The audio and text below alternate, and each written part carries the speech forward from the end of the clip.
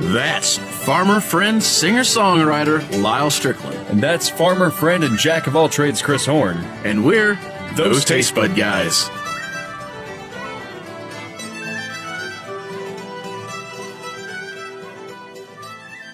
I wish I could do a good Irish accent, but I can't, so I won't. Welcome back, guys. So, yeah, this will be some fun stuff to do today. Yeah. We have decided, since St. Patrick's Day is just right around the corner, that we should do a very traditional St. Patrick's Day drink. Yeah. That's about as Irish as my shirt. Yeah, green beer? That's about as Irish as my shirt. Actually, I don't know where green beer comes from, but I assume that is some college frat house in the United States. It sounds like a marketing ploy for a food dye company, I think. So, we're not doing green beer. We're actually going to do something that's American, right? Just flat out American. Black and tans. Black and blues. Black and red. Yeah, if you ain't figured it out, black and tan is a two-layered drink. Yeah. Usually done with two different beers, which is typically Guinness Stout, and it's poured over a lighter gravity beer, which is generally Bass. Yeah, Bass Ale. And they gives it very distinctive two colors set on top of each other, if you do it right. Really pretty beers. And we've had fantastic luck pouring these and making them just look gorgeous. So... Okay, so yeah, the reality is I've tried this once in my life. Last year, it did not go well. But I did a little research on it, and I'm hoping I figured something out. And what about you? Had any more luck at it? No, but I also thought I was going to one-up you, and I did some research as well. But I think we have different ways of going about it. So yes, what's your way? I am going to... Well, I don't want to disclose mine yet. Suffice to say, I don't need any extra tools or handiwork. I'm going to use a spoon. So last time I had a thing called a lager turtle. And it's this thing that set over top of your glass. You're supposed to pour it over, and it was supposed to divide the beer. It didn't work at all. I don't know. Maybe it was the glass or whatnot, which brings me to the next thing. I bought a glass just to mix these in, and you said you didn't like that glass. You wanted to use a different one. Yeah. So because of the style you're going to use... Yeah. I'm going to just go glass are you going to use? I feel like this is a fairly traditional pint glass, so I'm going to go with this guy here. I'm going to use this thing. I don't know, just goes tulip glass, I guess. I don't know. Okay. And reason being is because I'm not pouring a full beer. Okay. Since we're kind of going to split these up, and we're going to do three of them. Okay. So, to be clear, black and tan. Black and red is usually done with Killian's. Yep, or some sort of Irish red beer. And then black and blue, it's going to be Blue Moon and Guinness. Let's do the variations, and whoever wins like the best looking black and tan variation gets to do the original. Does that sound good? All right. I'm with you on that. All right, who goes first? I think let's just get to it. We'll do them same time. Okay. I'm going to use my Irish now. Samuel Adams beer opener. I'm super nervous. I thought I had this because I watched a little 15-second YouTube video, but... All right, so...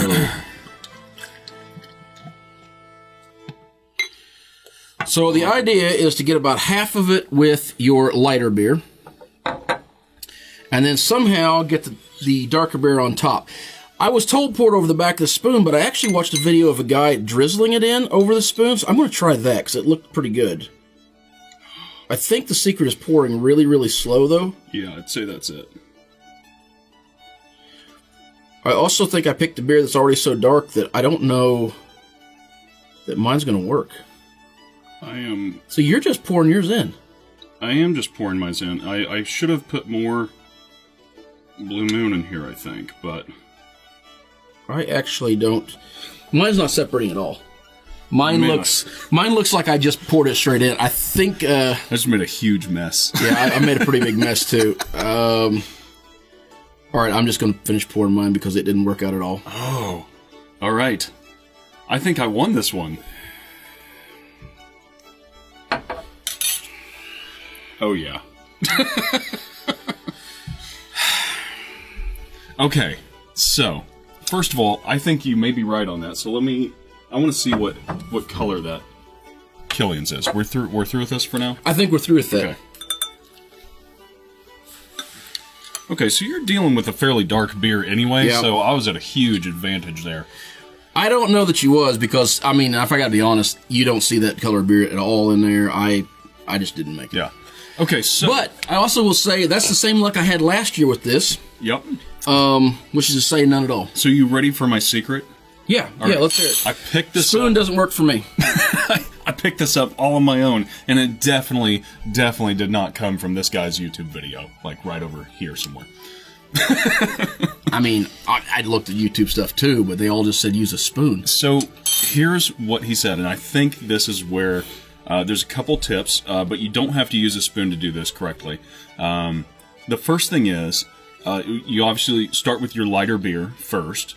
I did that. And then I think it has to do with how you pour it. You got to glug it in. You want the bigger head you can get, the better chance you have of it separating. Oh, now see, I didn't put much of a head on mine. Yeah. Mine was pretty...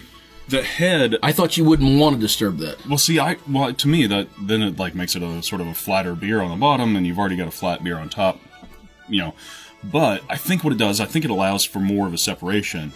And then I think the third thing, which you were hitting on, is to drizzle it slowly, distributing it around the head.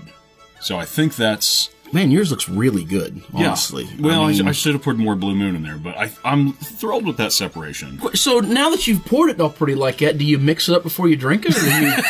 How does that work? I think you just go in for it. I've always just drank them. I love their coloration. I'll be honest, the fun part about these beers isn't drinking them, it's making them, or Yeah. trying to make them in my case. So... But it is a fun St. Pat's beer that is... It is. It's a little more special than just, dyed Budweiser, It's all right. I just Not my favorite. Little thin for my taste, but all these beers we've got up here, except for Blue Moon's kind of thin for my taste. I pretty much just taste Guinness right now. Because I did it right. Yeah. Gotta let you have a rag for your sake. Yeah. All right. I guess you're the master. You won. Okay. Pour us a new one. All right. I think I've got enough in there. So I'm going to use the same glass. Not, I've got more in this one. Oh, now that's like more pressure now because I did it once. Can I do it again? Okay, so lighter beer first. Glug.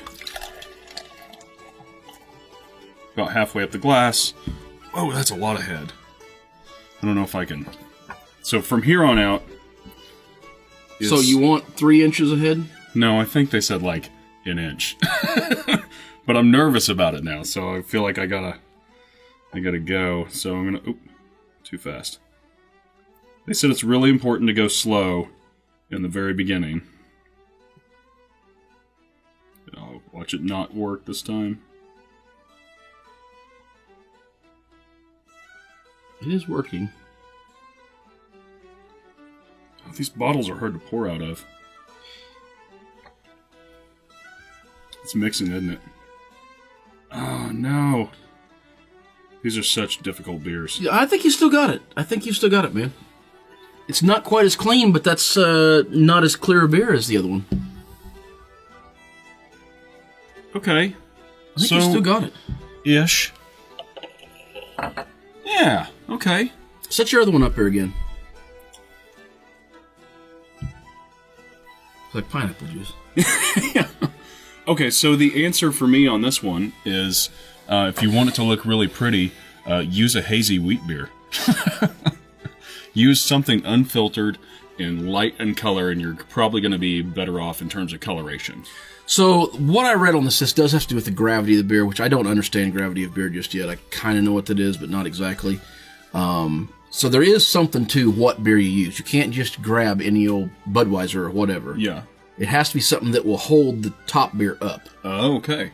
But I don't know but Blue Moon how will people work, figure it. right? Blue Moon obviously works really well. Okay, so I'm going to say if Blue Moon works, it's sort of a hazy wheat beer. And I seen a guy do it with Guinness Blonde. Yeah, yeah. And that looked pretty good. It looked about like that one, actually. Yeah.